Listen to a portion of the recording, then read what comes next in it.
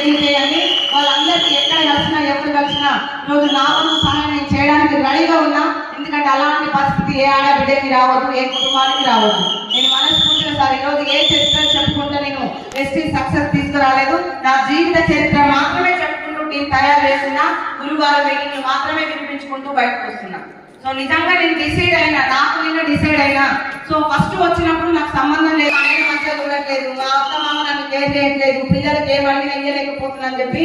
కానీ ఎప్పుడైతే corona positive వచ్చిందో మా సార్ మళ్ళీ ఓంకారం నుంచి కరెక్ట్ 8వ రోజు కరెక్ట్ 7:30 గంటలకు ఫోన్ చేసి, అంతకుముందు నైట్ ఏమో 8:30 ఫోన్ చేసి, ఇంకా నేను బ్రతకను, పిల్లలు జాగ్రత్త, 80 లక్షలు ఆగిపోయినాయి, ఇల్లు లోన్లో ఉంది, కారు లోన్లో ఉంది, ఊళ్ళో 4 ఎకరాల పొలం ఉంది, ఆ ఇల్లు అమ్ముకోనైనా సరే సో వచ్చి హైదరాబాద్ లో మీ అమ్మ నాన్న దగ్గర ఉండండి అని ఒక మెసేజ్ వచ్చింది సార్.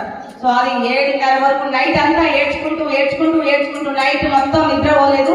పిల్లల్ని పక్క రూమ్ లో ఉంచి నేను రూమ్ లో ఏడ్చుకుంటూ ఆ 8:30 గంటలకు మా సార్ ఒక ఫోన్ చేస్తే ఆ నైట్ మొత్తం నేను తీసుకున్నది ఒకటే, ఆ దేవుడిని 100,000 సార్లు మొక్కుకున్నా.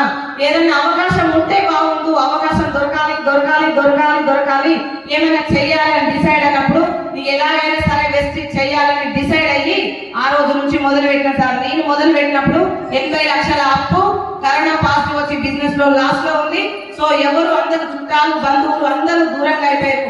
102 రూపాయల చెక్కు నేను వాడుకున్నప్పుడు 102 చెక్కు, 80 లక్షల అప్పు, అవమానాలతోని అడుగు బయటకు వెళ్తే ఈరోజు గెలుపు పునాది మెట్ల మీద 1,52,00,000.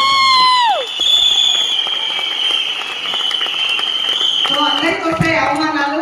సో అవమానం అన్న పదానికి అర్థం కాదనుకున్నా. నేను చాలా నేర్చుకున్న వెస్ట్లోకి వచ్చి అంత ముందుకు సంబంధం లేదు. సో అందరూ బయట ఎగతాలు ఎవరికి చెప్పలేదు, ఎసాను. కానీ వెస్టీజ్ లో మాత్రం ఎవరికైనా చెప్పగానే వీళ్ళు ఇట్లా అన్నారు, వాళ్ళు ఇట్లా అన్నారు అని చెప్పి మనకి మనమే అవమానంగా ఫీల్ అవుతాం. సో నేను కూడా స్టార్టింగ్ నా మైండ్ లో ఒక్కటే విన్నాను.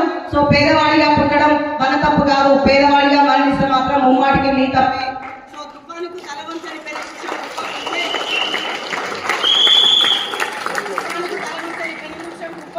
తల వంచిన గడ్డి కొరక తుఫాన్ అనంతరం గర్వంగా తలెత్తుకొని నిలబడుతుంది. సో ఇవన్నీ చిన్న అని నాకు అనిపించింది. కానీ నాకు కావాల్సింది ఒక్క 5,000 కోసం అమ్మ నాన్న దగ్గరికి వెళ్ళాలనిపించలేదు. అత్తమామ 200 అయింది, నేను వచ్చింది 5,000 కోసం. కాబట్టి 5,000 నిజంగా మనసా భాష కరుణ త్రికరణ శుద్ధిగా టీంతో తయారు చేసుకుంటూ, సో విలువలు పాటించుకుంటూ, అప్పయ్య మాట వినుకుంటూ ఒక డైరెక్టర్ గా వచ్చేసరికి నాకు 5,000 ఇన్కమ్ తోటి నిలబడి కొంచెం టీం తయారైందని చెప్పి టీంని మీటింగ్ లకు తీసుకురావడం. సో 5,000 ఇన్కమ్ 6,000, 8,000, 12,000, 16,000, 18,000, 29,000, 37,000, 39,000, 42,000, 52,000 వచ్చేదాకా మా సార్ పూర్తిగా డివైడ్. వద్దు, ఈ 5-10,000 సరిపోవు, వెస్టేజ్ మనకి వర్కౌట్ కాదు, లక్షలు వస్తేనే సరిపోదా జెంట్స్ వెళ్తున్నారు. సో మనకి వెళ్ళి తెలిస్తే టీం లీడర్ గా నేను బయటకు వెళ్ళాలి, నాకు నేర్చుకోవాలని కాదు. ఫస్ట్ టీంలో ఒక 200-300 మంది వర్క్ చేసే లీడర్స్ ఉన్నారు. నేను ఢిల్లీకి వెళ్ళినా అని చెప్తే వాళ్ళకి కొంచెం ఇన్స్పైర్ గా ఉంటది, నేను నేర్చుకోవడం కాదు ఫస్ట్ చూడడానికి అనే. సో అక్కడికి వెళ్ళిన తర్వాత మేము డిసైడ్ అయ్యాము. సో 26 లక్షల అప్పు తీసుకోవాలని చెప్పి అక్కడ రాసుకున్నాం.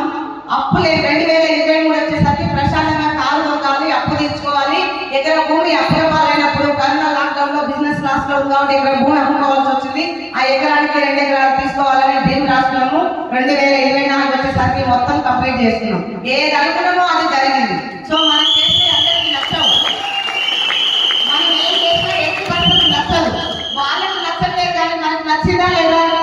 సో నాకు నచ్చింది, నేను వెస్ట్ నిలబడతా అని చెప్పి మా సార్ నేను కలిసి జర్నీ చేసినాం. చాలా ఇబ్బందులు వచ్చినాయి, ఫ్యామిలీ ఎవరు వద్దన్నారు, ఎవరికి దగ్గరికి రానియలేదు.